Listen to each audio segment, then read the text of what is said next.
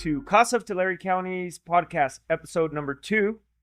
I am joined by one of our all-star volunteers, Dan Peters, in the month of July, which is also Make a Difference in a Child's Life Month.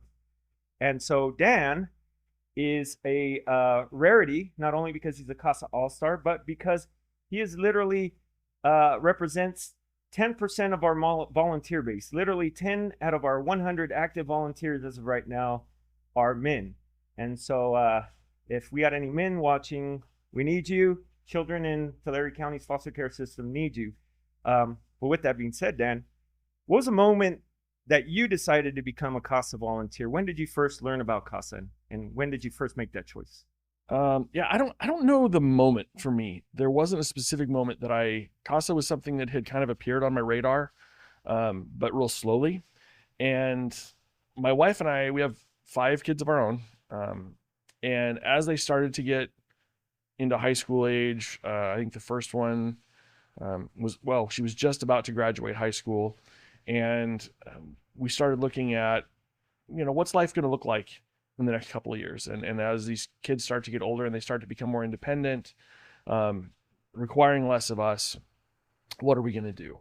And something that she and I had talked about for years was the idea of getting involved in the foster adopt world, somewhere in that world, getting involved there, whether that would be to foster or to adopt, or something else. We just weren't sure what that was.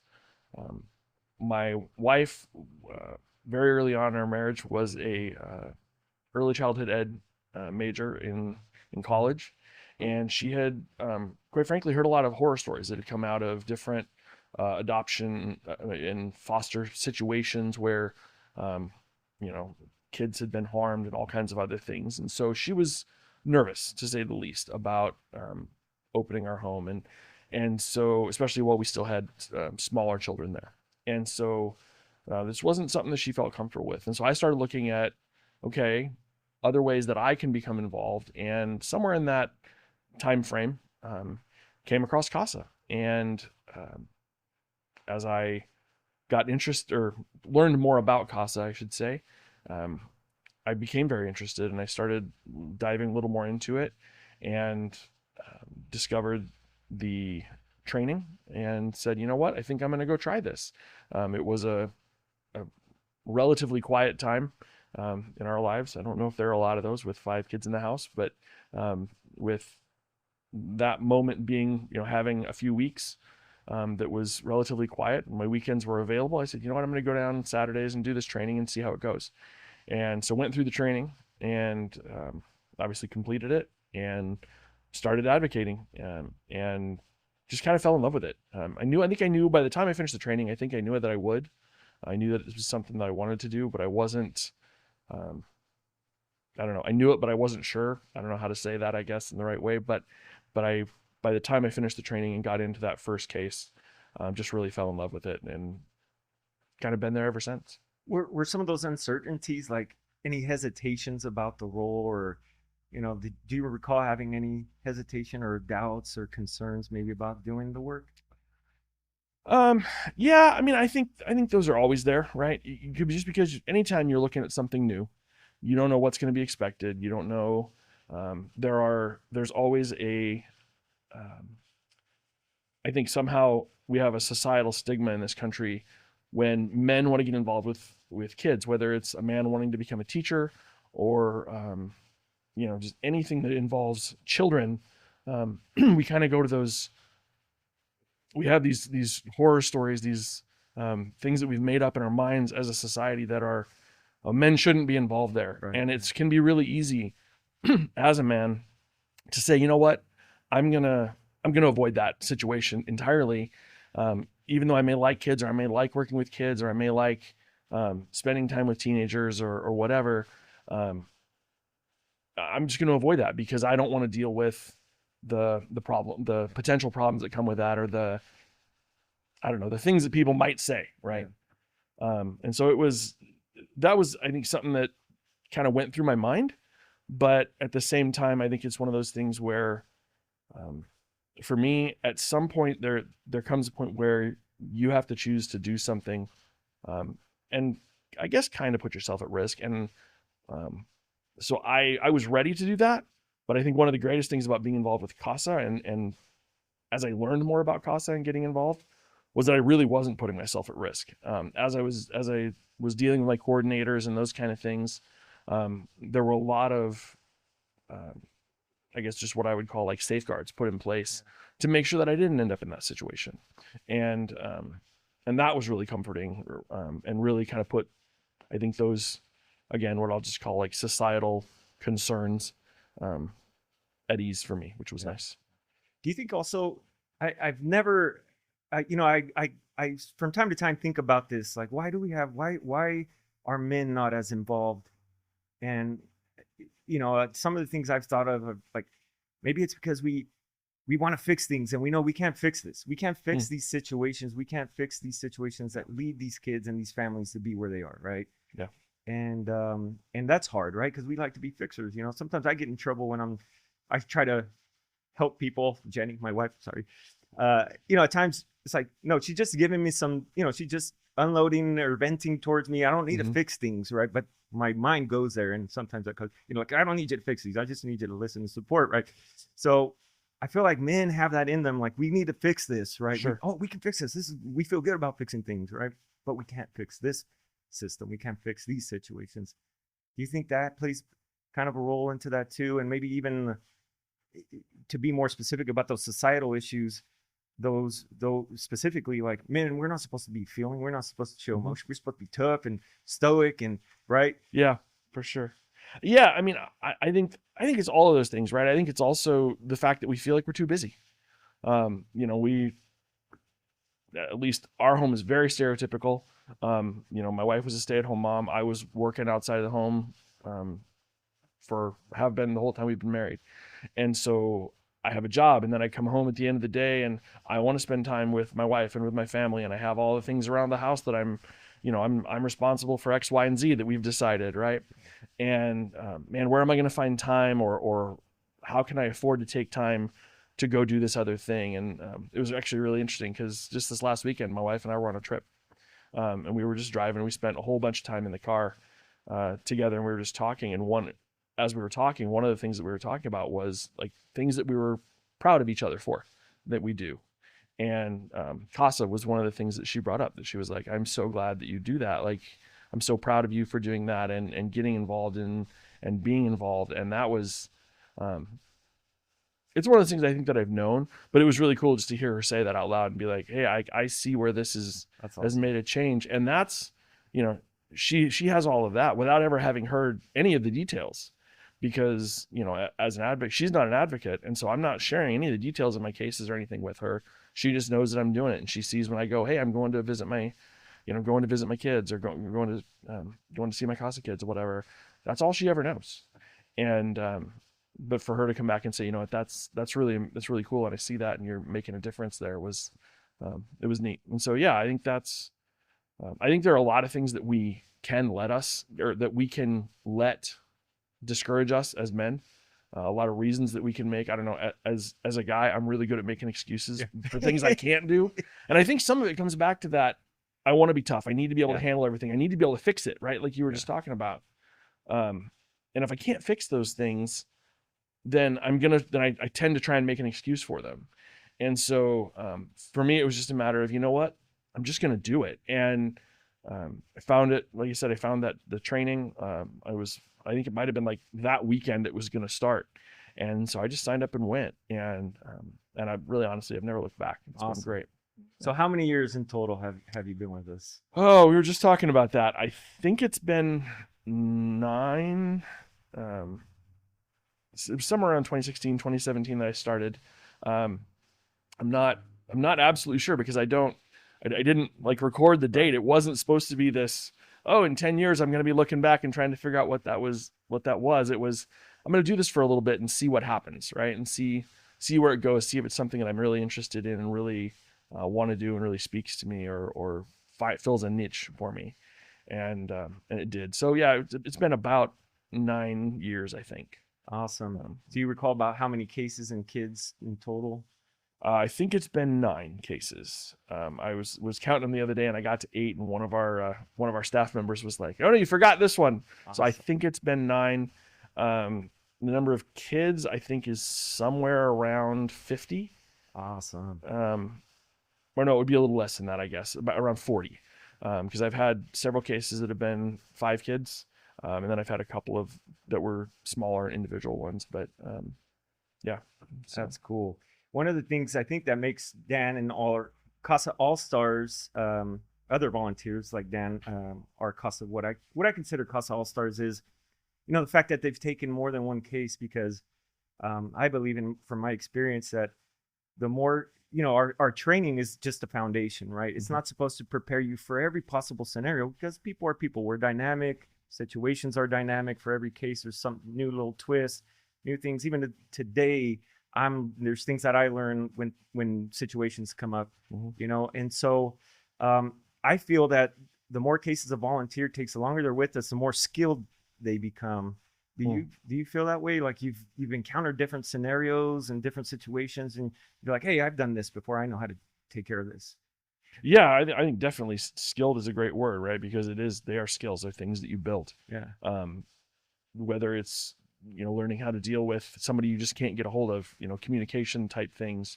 One of my more recent cases, it was, I had ran into a situation that I hadn't run into before with, where the parent and the resource parent were related.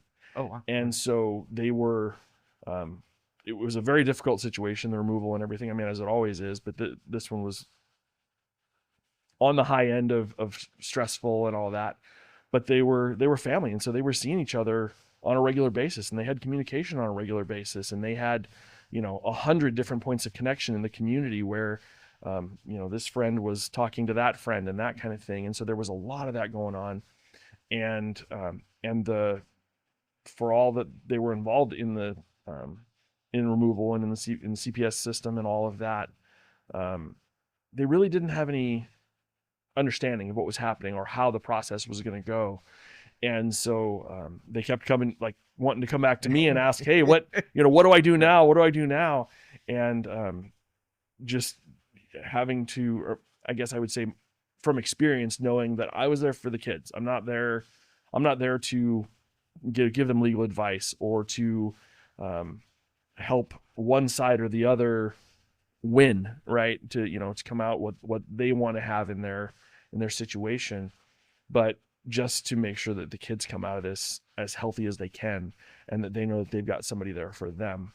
And so kind of navigating that desire for both mom and the resource mom in that case, and actually dad, and then some grandparents, all trying to kind of ask me, hey, you're responsive, you're interested, what's going on in our case, tell us what we should do to make XYZ happen. But being able to navigate that and say, yeah, man, nope, I'm not doing that. We're not, I'm not going to provide that advice for you. I can tell you I can help you understand what things mean, but that's as far as that's going to go. And it was interesting because real early on in that, I think the mom had a tough time believing that I was there for her kids, believing that I really wanted the best for them, and because she's mom and she wants the best for them, right? Regardless of the circumstances, she wants what's best for her kids, and so she had a tough time believing that I was there for that, and it caused some tension for us. But being able to work through that, and just having that consistency, and knowing that by the time we got to the end of it, she was going to be able to see that, because that's what I was doing every time I met with her kids, was being there for them, making sure that they had what they needed, that they were feeling cared for, noticed, seen, all of those things, which are they're huge, right? So it sounds like you earned mom's trust just the way you earned the kids' trust, right? By being consistent, dependable, doing what you say you're going to do, showing up when you show up. That's awesome. I was going in different directions here, but there was something I wanted to pull out of that. Oh yeah, it came back to me. So I think of this work, and maybe it's because of my first case experience. I worked with a teenager for many years, and I feel like this work is like at times planting seeds, right? Mm. There's a couple of things, like we plant seeds. We may not see the outcome of some of these kids, you know, For sure. how we impact them, but we know we've planted some seeds, and that in of itself is something, right? So those Mhm. seeds could sprout at some point. And just from my personal experience from my first case, that really stands out. It didn't end the way I wanted it to end, right? Like Mhm. there was no happy story. It wasn't a devastating story, but it just wasn't like a happy story. Like, Right. I wanted to see this kid be in this situation. The kid wasn't in the situation that I wanted him to be in, right? Right. But I step back and think, I gave this kid my all. I was, consistent for over almost 5 years. When he was out of county, when it was up in the mountains over by Pine Flat, over by California Hot Springs, I would see him up there, Bakersfield, Fresno, right? So I would show up and I was consistent with him. So I feel in my heart like I planted some seeds. I'm not going to see these seeds, germinate and grow into these beautiful plants, Right. but I have faith that it'll happen at some point for this kid, right? And I've unfortunately lost track of him. I hope he reaches out at some point so I could hear from him. But that happens sometimes, and that can discourage some people. Have you had any situations in like your first few cases where it's kind of like maybe little bits of letdown and not Oh yeah. ending the way you wanted? And how did you continue? How did you keep yourself like you're still here with us, right? Yeah. Despite those things. Yeah, for sure. I mean, I had, I think I can, well, with the exception maybe of one, I think I can confidently say that pretty much every case that I've done hasn't ended. If I was picking Right. my magic wand and I'm picking the ending of that case and the solution, right, the resolution, it would end that way. Like I say, maybe one out of the nine or 10 cases that I've had has ended that way. And that's, yeah, it's tough. I think it comes back to kind of what you alluded to earlier, though. We're not there to fix it, right? We can't. It's really, there's definitely a desire there to get in and fix the situation, to make everything right for the kid, and I think it's natural to have that kind of hope or expectation when you start, especially that first case. You think, oh man, I'm gonna get in. I'm gonna be involved with these kids. They're gonna fall in love with me, and it's gonna be, I'm somehow through my consistency. I don't know what it's gonna be like. The circumstances that caused the kids to be removed in the first place are all going to get fixed. Everyone's going to see what they were doing wrong. It's all going to get solved, and everyone's going to go on and be happily ever after. And that's just not what happens, right? I mean, it's just reality. It's very rarely what happens, at least. And so I think what keeps me going back is that, again, kind of what you just said, that consistency, right? Knowing that for some of these kids, for the 18 months to 2 years that I'm involved in their lives, I'm the only consistent factor, right? They're getting moved. The statistics shift a little bit, but kids in the foster system get moved placements every 6 to 8 weeks on average, right? Which means that some kids, for every kid that's there in a single placement for 2 years, there's 3 kids that are getting moved every 2 weeks, right? And that's tragic. That lack of stability for them. They may or may not be seeing mom. They may or may not be seeing dad or grandpa or grandma. Or there are just realities where they may have aunts and uncles, but they don't want to get involved, or they can't because they've already got their own family to deal with, and they can't take on another thing right now. But we show up every week and do whatever we're doing, and I think that's one of the coolest things about CASA is it's not like you're bound to doing a specific thing. You go and do whatever you and your kid or kiddos find that you want to do together. And so you go do things. And so one of my last cases, we'd go to the park and just hang out and play at the playground and learn some park games,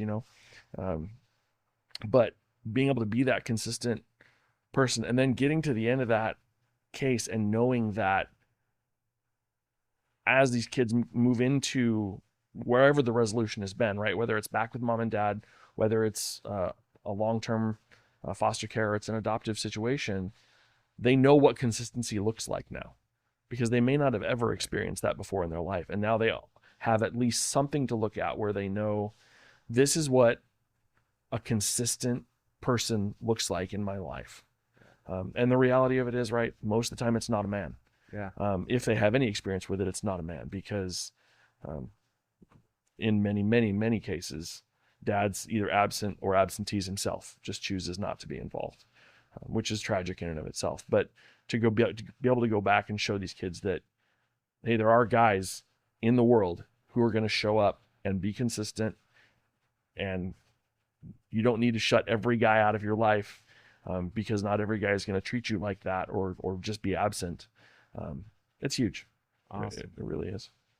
So let's shift a little bit then and say, Sure. because as you're talking, I'm reminded of really the CASA model founder, Judge David Sukup, who, upon retiring from the bench, became a CASA volunteer. In his words, I'll paraphrase a little bit, but he said, I got all these people into this, I might as well find out what it's like, right?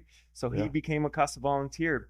And his description of it was, it was one of the most challenging yet rewarding. I guess I'm paraphrasing again, but it was something like, it was one of the most challenging things he had ever done, but also the most rewarding things he had ever done, right? So we talked a little bit about some challenges.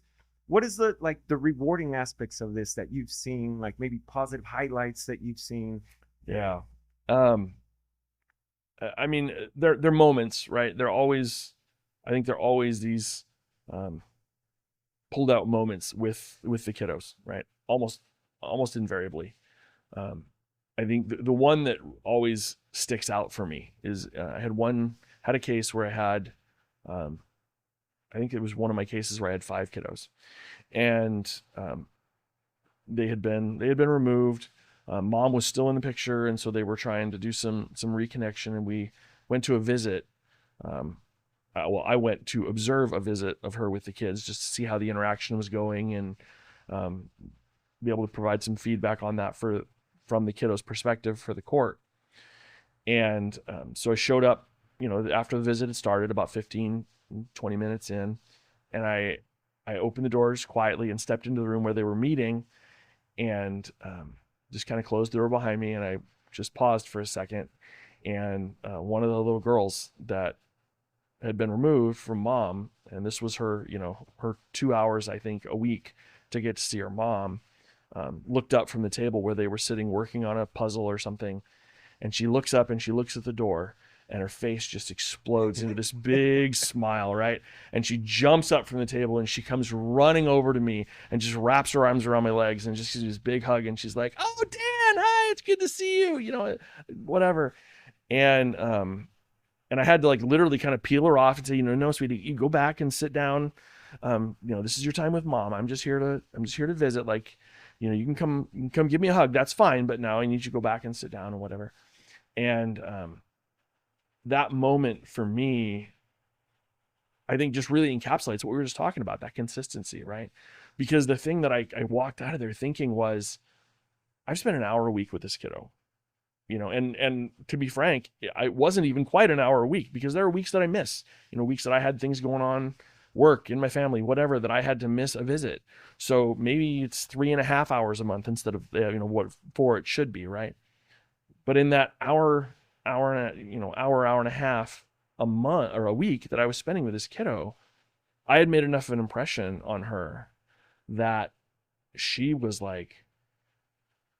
enthralled and wanted to come make sure that I was seen and love on me when I got there, right? And know all that. And that was just, it was like, holy smokes, that's all it took, right? Was an hour a week to make that big of a change in this little girl who, when I first met her, was nervous and didn't, nervous being around people, and didn't, she was just scared. She wasn't sure what was going on, but she knew that I was consistent, right? That I was that place that she could come, and she knew, and quite frankly, she knew she could come and give me a hug, right? It wasn't she needed to walk over and, I don't know, ask permission or whatever.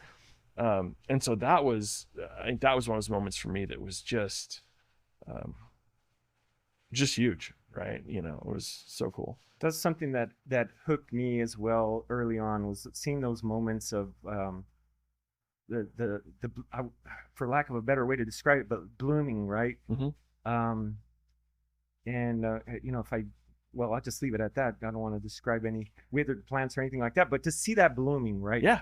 And I remember like what you were telling me, one of my early, because honestly, people, when I joined CASA and then I'm in court, I'm in Department C with Commissioner Wittig. First of all, I had flashbacks because I was like, wait a minute, I was here as a teenager. That's right. We'll save that one for another episode. But the second thing that came to mind was like, what am I doing here? Yeah. Right. I'm not an attorney. I'm not I have to speak up in front of these judges about this. What am I doing here? Right. I'm just a person. Right. So I had these doubts happen. And really you get over that. That's a separate kind of deal. But coming back to the point that I wanted to make about these experiences that really hooked me early on as a staff member at CASA was working with, I remember her, Donna Capwell. Shout out to Donna if you're out there following us still, hopefully. Donna was another CASA All-Star, but when I became a staff member, I took over another coordinator, right? So I inherited a group of volunteers. And so one of my first tasks was to go do an introduction with Donna because her kids had been moved to Lindsay, right? And so I go with Donna, we get to the door and we knock, and this little girl opens the window, or it's like a window by the door, and she sees Donna.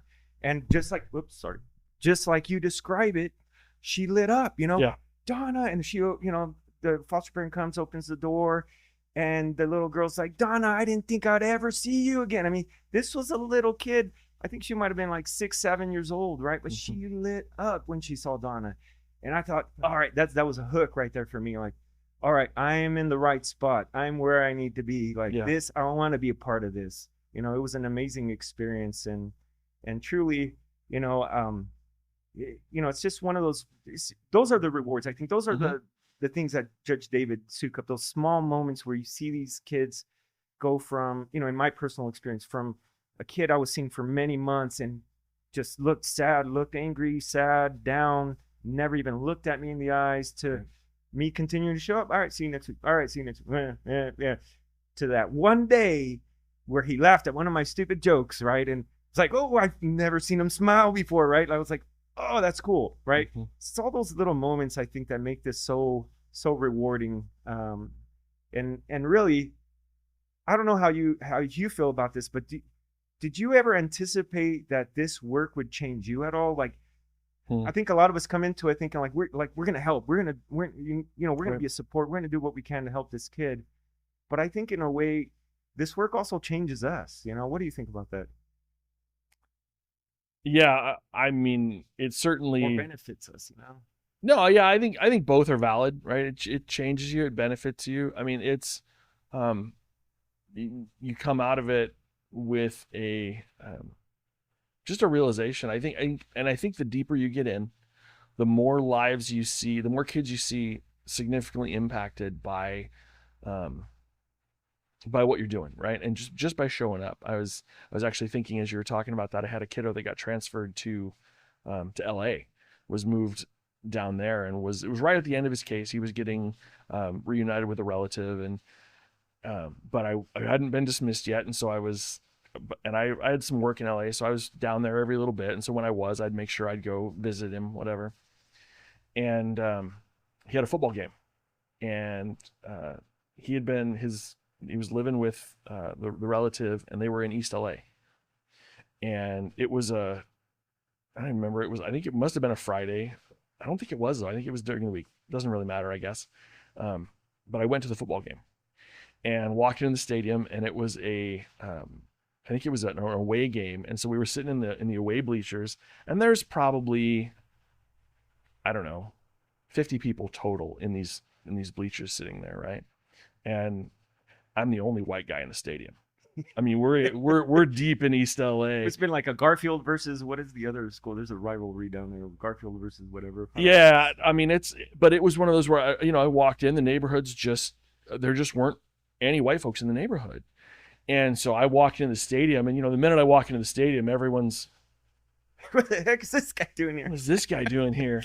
And I walked in and sat, and I'm sitting there cheering in the stands. Yeah, go kiddo, right? Yelling his name, and at some point, somebody one of his family members who was there at the game figured out who I was and came over and kind of said, who are you? And so I introduced myself, and we got done with the game. And of course, this is a tough neighborhood, right? It's this stadium's, everybody gets done with the game. The kids are walking off the field and they're all strutting already. Even the little kids who lost the game, right? They're strutting already. Don't worry, I'm tough. I'm going back into the neighborhood. And he just walks over, my kiddo just walks over, and he walks up and gives me a hug. Dang. And I was like, that's awesome. All right, that was cool. Like, because it just didn't fit, right? Nothing about that fit. And I think that's one of those things too that is really cool. Like, talking about changes you, and it does, it impacts you, but being able to take that impact into worlds where the things that you're doing are not normal, right? They're just not. They're not things that get seen every day. Yeah. And then, and I think there's I don't know whether I want to call it a satisfaction in that, but a gratification out of understanding that you've brought something good to a place that didn't have it before. And that's not to say that you're fixing anything. I mean, as we keep talking about, right? You're not fixing anything. You're just providing an example. You're just providing that base where, whether it's the kiddo or their family, can look back and go, that was a positive thing, right? That was a good thing that happened there. It was good for our kid. I think that's amazing, and that, I don't know, it gives you a confidence going into those things. I mean, certainly I have. You're talking about being in court, right? I have a lot more confidence now, 9 years in, than I did at that first court case, because I wasn't really sure. Lots of people had told me the first time I went to court, yeah, they really care. The judge really cares what what you think or whatever. And I think it was Julie Bocconi was the judge when I first started, and she's an intimidating presence. I'll just say that in the courtroom. And I sat down and I'm like, oh man, all right, I'm here. But she would, as you say, shout out to her. Like, yeah. She was an amazing judge. And honestly, all the judges that we've had, that I've had experience with, are amazing. But she was the first judge, I think, that referenced my CASA report, like the report that I had submitted for a case. And I don't remember what she said. I'm sure it was just a sentence or two, but it was a reference to how important that was to her. And then seeing and kind of being able to hear, after I had heard all the other arguments, what her decision was, had a lot to do with what I had said. And that was just like, wow, I kind of had to sit back for a second and just realize that the time that I had spent with these kids, which, to be fair to the judges, it's more than anybody else in that courtroom is spending with those kiddos. Yeah. And so, they rightly should be, as long as we're doing our job right, they should be putting more credibility in what we're saying than what anybody else is saying, because we know more about it. We know more about what's going on with those kids, and hopefully we know more about what's good for them, right? But once hearing that for the first time was like, wow, that unlocked I think a confidence in me that was, I think it was there, but I don't know that I really believed in it before that. I may have been more faking it than fake it to make it kind of thing. And then all of a sudden it was like, oh no, this is real. Yeah, this really matters. And so then being able to go back and look at taking that and applying it to the reports that I then did in the future, and understanding, hey, these are going to get read and these are important. That was cool. That's and awesome. And I think anytime too, and just I guess as a kind of a last thought, I think anytime you develop a relationship with someone, it changes you. Yeah. Right. Yeah. Anytime that you get in depth with a person, it changes you and I think it always changes you for the better. I mean, even if the relationship isn't great, I can reflect on relationships in my life that haven't been great, but they've changed me for the better. And just again, reflecting on one of my most recent cases, the kiddos were just amazing, and being able to sit and watch these kiddos who were, elementary school age, and realize like kind of where they were at, what they understood about what was going on, and what listening to them learn to express themselves and to kind of advocate for themselves was really cool. So In those, I guess to wrap that part up, it feels good to do good things, you know? yeah, I think it's also healthy for us to be involved in our community, whatever, in volunteering, absolutely. if CASA's not your thing, get involved some other way, right? Do something to help CASA's your thing. but CASA's your thing. Yeah. So kind of on to segue on what you just mentioned, how do you recall the moment the kids finally understood that you're not getting paid? You're not one of these people who are abundantly around them, who are getting paid to be around them to do important work, right? I don't want to discount that. Yep, absolutely. But do you recall the moment where like any one of the kids on your case realized you're a volunteer, like you're not getting paid to do this? Yeah. How was that like? It's interesting is the only word that I can think of, right? It's interesting. It's kind of fun to watch. Yeah. Because I don't know that I've had a case where, like you say, they didn't assume that I was getting paid. A lot of them assume that it's my job. You know, that it's, oh, this is your job. This is what you have to do. And at some point in that conversation, right, you're just having a conversation. You end up answering it and just saying, well, no, this isn't my job. And you go, oh, well, why are you doing it then?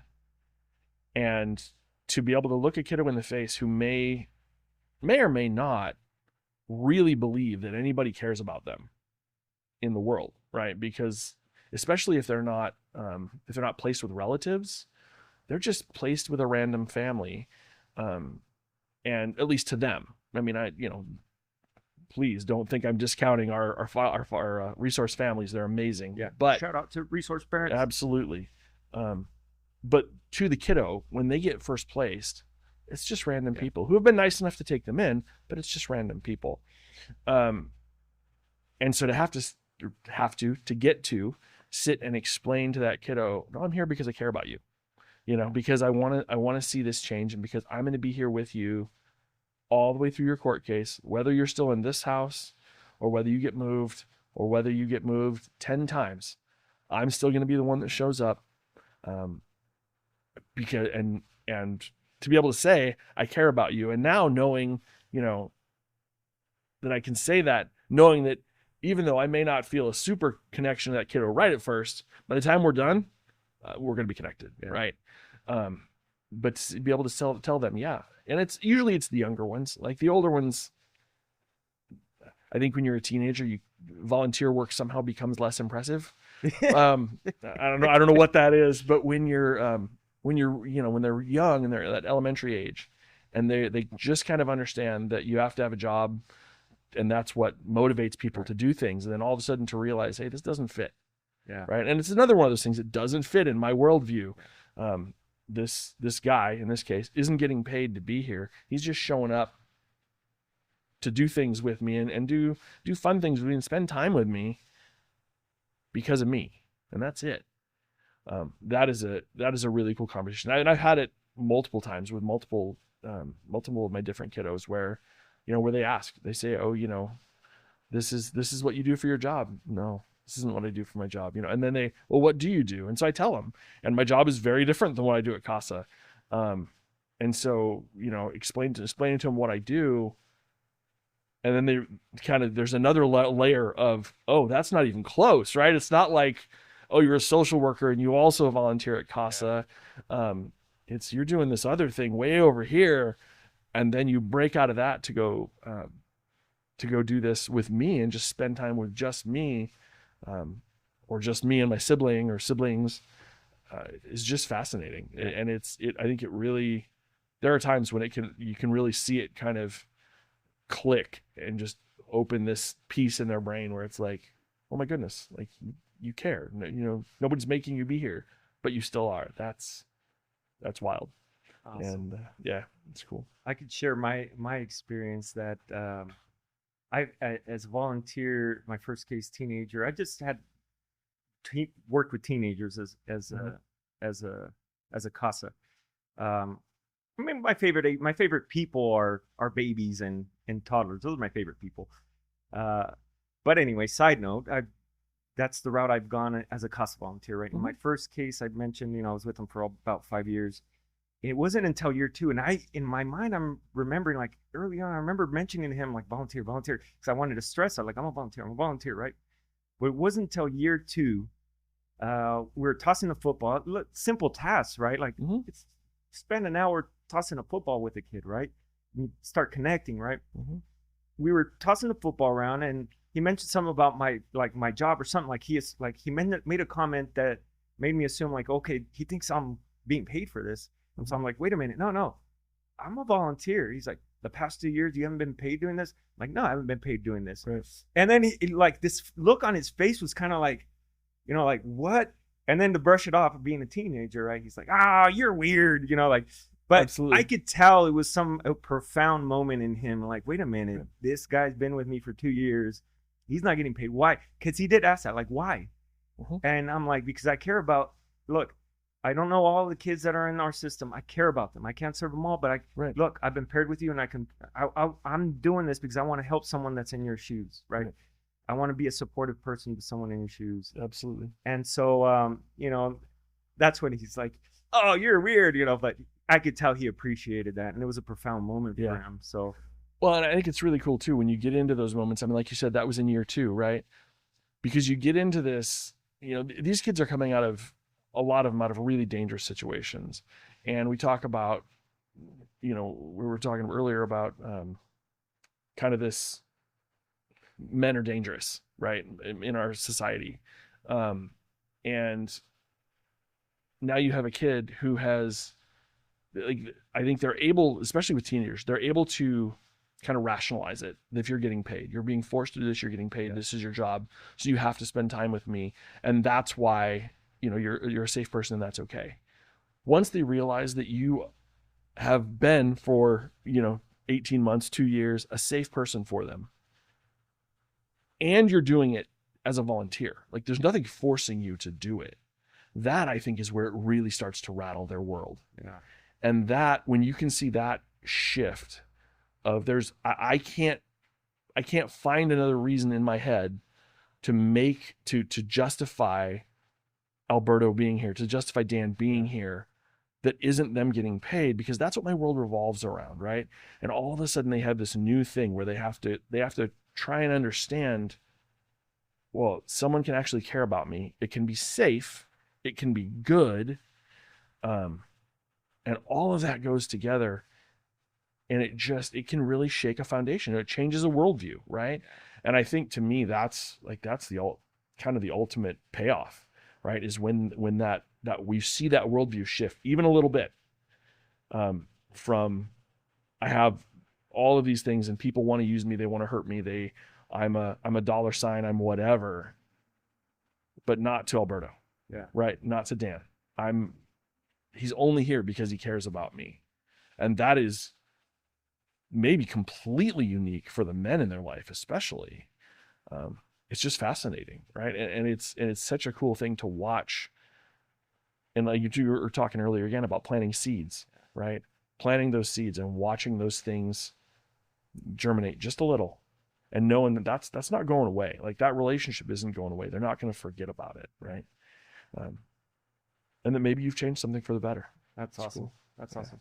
I think in a way we also extend that new view of people stepping up or volunteering, right? When we have those gifts, donations, right, at end of the year, holiday season, right? Sure. And we get to tell these kids, like, look, someone out there cares about people, like kids that are in your situations, and they prepared this package of gifts for you, right? And so in that sense too, we're also, oh, wait a minute, there's others out there. I don't know these people, but somehow they're providing support for me, right? And I think of a specific instance. A couple years ago, we had this holiday event, a partnership with the Eagles Lodge in Exeter, and we brought a bunch of volunteers and kids in, right? And there's this kid, and they had this surprise, and one of the kids, I was sitting at this kid's table, having the breakfast, and she's like, why? Like, why? She got this gift that she wanted. She put it on her wish list, and she got it, and she was like amazed. I forget what it was, but it was something. She was just off the wall with it. Like, but why? And I'm like, because you're worth it. Right. And someone out there knows you're worth it. Someone out there cares about you, and they got you this. That's why, because you're worth it. And it was like a gives me chills to think about it. But Mhm. you know, it was one of those moments I think that ties into this Oh, yeah. realization, right? So, you know, there's so much value and things that come out of this work Mhm. that are um, really hard to kind of, you know, quantify or put it, you know, I have to do stat reports for our grants and things like. Mhm. There's a lot of these things that they're not asking for this stuff, but these are valuable little moments where Right. these are life-changing moments, right? Absolutely. You're changing the worldview of somebody in that way, and in many other ways this work is life-changing too. So all right, Dan, so we alluded to this a little bit earlier, but I want to revisit this for people watching. Sure. The idea that I'm not qualified, that barrier, what would you say to Mhm. somebody who's thinking, like, I'm not qualified to do this, right? Well, I think that's the greatest thing about being a volunteer, right? Is that there really aren't qualifications. The qualification for being a volunteer for anything is just saying, I'll do it. And at that point, it becomes a responsibility of the organization, right? In this case, um, to give you tasks that you can do. Yeah. And I think kind of one of the great things, at least about CASA to me, about being able to be an advocate, is that the only requirement, the only skill that you have to have is being able to show up. Yeah. And I think I mentioned it earlier, is, you know, like I work full time, so there are times when work gets in the way. I just can't, you know, I'm out of town and I can't be there. And I'll let my kiddos know, hey, I'm not going to be there, but I'll see you next week, right? Yeah. And that's all it takes, really. It literally is just showing up. And you know, as you've said earlier too, you get better at it. You get better at knowing, okay, what should I do? One of the things that we have right now is an advocate panel for our training, and so you get to come in and hear different experienced advocates talk about things they've done. And I think it's been really interesting to me to hear some of the things that other people do with their kiddos, because I have my thing, right, that I do that kind of I typically like to do and work out with my kiddos and figure that out. And I've done some different things over the years, but it really becomes about you. And so when you show up to volunteer, it's whatever you bring. If you like to, if you like to throw a football around, you like to, I like to throw a Frisbee around. So I've done that several times with my kiddos, and almost all those experiences for the kiddos that we're involved with are new. Yeah. And so things that you think are just average, normal things that you do every day might be a new experience for them. And they may not like it. And that's okay, because you're still helping them grow, right? And then you work with them and you find something else they do want to do, right? And that's, I think that's just really cool. And so the more involved, the closer you get to being involved, I guess that's the dangerous part, right, of starting training, is that the closer you get to being involved, the more you realize how little is actually required beyond the time. And the time is a substantial commitment, because you do need to be consistent. But as far as anything else, whether it's communication skills or writing skills for writing the reports, or understanding what's involved in the kiddos' lives or what they're going through or any of that, all of that's just going to come through time, right? And there's no requirement when you start out to have any of that, because you mentioned earlier, one of your teenagers was kind of walking around, never wanted to acknowledge you and head down all the time. You may get a kiddo that doesn't make eye contact with you for 6 or 8 weeks or 3 months. And if that's the case, well, you don't need to be, perfectly able to engage with them, right? Because they're actively disengaging, and it just becomes about being consistent. And then that changes them over the time as they get to know you. And so the only real qualification is being a human who cares about people. Boom. Right. Don't overthink it, people. Just come spend time with a kid, get to know them. Yeah. We'll guide you through the technical pieces. That's why we have staff, and you've had different coordinators over the years, right? Yeah.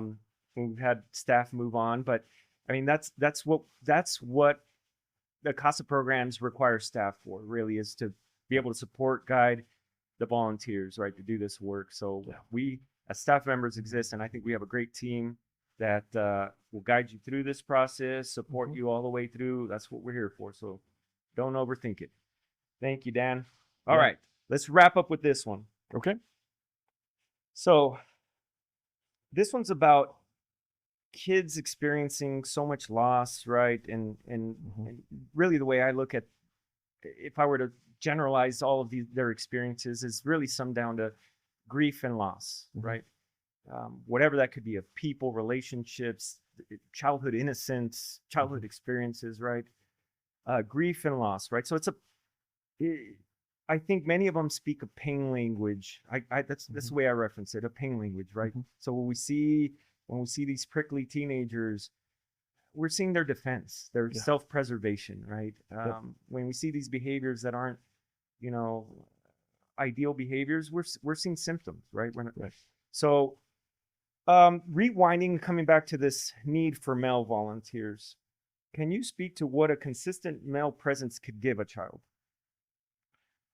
Yeah. I mean, so much. And I think a lot of it is kind of what you mentioned earlier, being intangibles, right? But it's to try and put it into tangible form, or to at least give it some form. What you call pain language, what you call grief and loss, I call trauma, right? It's just the trauma that these kids have been through. Being able to provide them a consistent, safe, in this case, as we're talking about today, male presence for kids who haven't had one. And again, I think it's, at least for me, I mean, I grew up in a very, middle class, white neighborhood, all of that, very safe generally. My relationships with my parents weren't perfect, but they certainly weren't broken to the level that a lot of these kids are. And so I think the more that I've come to understand how fortunate I was, which maybe is another thing that going back to what it gives you, right, is helping you understand how fortunate you are. But being able to provide that stability and that consistency and that safety to these kids in a place where they're at least beginning, if they're not fully convinced, they're at least beginning to doubt that that's even possible, right? That's even a real thing that they can have. To know that somebody wants to care about them, to know that they're worth caring about. I mean, I think you hit it right on the head earlier. You said, because you're worth it, right? You were able to say that to that kiddo. I take every opportunity that I can to say that to these kiddos, because that's where they're at, right? Is they're not sure if they have any thought at all they might be worth it. No one's confirming that for them. And so to come in and step into their lives and say, you're worth it, in a voice that they haven't heard, be safe to them, because whether it's if dad's in the picture, maybe he was abusive, maybe he wasn't. But they become untouchable, right? Because everyone becomes concerned, everyone in their life, and especially the men in their life, they've learned, and it's not just about the kiddo, right? The dads have learned too. The grandpas have learned you don't cry, you don't show emotion, because that's not okay. That's not safe. That's not, you're not free to do that, because that's weak and all these other things, and you need to be strong. And then just to be able to come in and look a kiddo in the face and say, no, I did this because you're worth it, because I care about you, because you're valuable. Yeah, they're going to react and go, ugh, you're weird, dude. Like, what's wrong with you? I don't want to talk to you. I don't want to sit by you. And yet after that football game, right, they're the kid they're coming up and giving you a hug, because there's a desire in all of us, right, to know that I'm valuable, and to hear that from both sides and from both perspectives. I think of that kind of the traditional, at least, mother and father relationship, or male and female input. We crave it from both sides, because it just lands differently from every different person.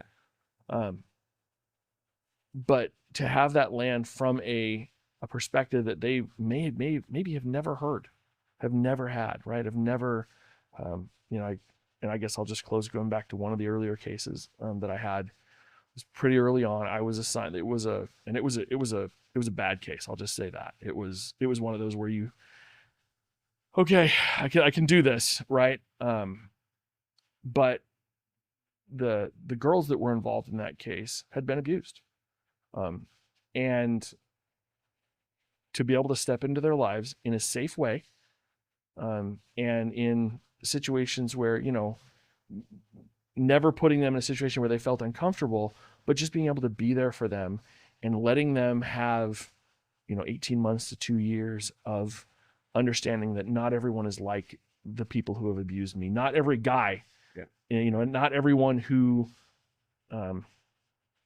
seems masculine is scary or needs to be scary to me. Watching that transformation was just wild. Just seeing them come back to an understanding of, okay, there are people in the world that are safe, and not that, we're not trying to get them into another situation where they're going to end up getting hurt or whatever, but not everyone is bad either, because that's just as unhealthy, right? And so helping them work through some of that trauma, or really giving them the space. I was going to say helping them work through trauma.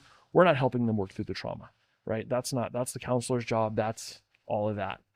But we're giving them that space to experience, hopefully, a trauma-free relationship that just says, I care about you, you're worth it, and that's why I'm here. Yeah. And that's huge. Awesome, man. Thank you, Dan. I appreciate it. We're going to wrap up this episode 2 of CASA of Tulare County's podcast. Thanks for joining us. If you know somebody who'd make a good volunteer, tag them, call them, text them. Follow us on our socials if you're not following yet. And hopefully we'll come and provide more insightful content in the future. Episode 3 and 4, 5, 6 to infinity, as long as we're needed. Thank you.